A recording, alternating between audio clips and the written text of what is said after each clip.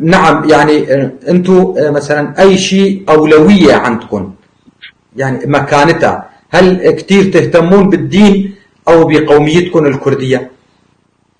هو الموضوع لان احنا ما صدف عندنا يكون دين ثاني. ديانتنا هي مكتوبه بنقص وسط، لان احنا ما نشوف مع نفسنا انفصال عن القوميه او فصل القوميه عن الدين. صح. هو شيء واحد عندنا، لذلك احنا ما اخر اليوم شعرنا يكون احنا بحاجه الى خطاب قومي منشق من الفكر الديني.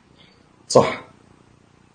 يعني اذا كان ديانتنا نصوصا مكتوبه بغير لغه، يجوز ذاك الوقت كنا نفكر نقول يابا احنا نهتم بالشأن الديني وما نهتم بالشأن القومي.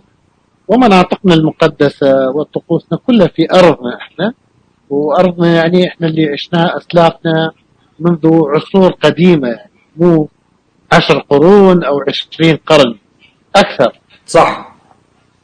صح، انتم عندكم، انا لاحظت عندكم والزردشتيين كمان القوميه والديانه واحد.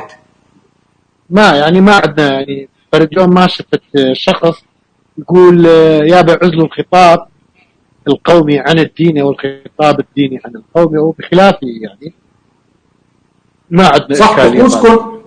طقوسكم، نصوصكم كلياتها باللغه نعم الكرديه. نعم.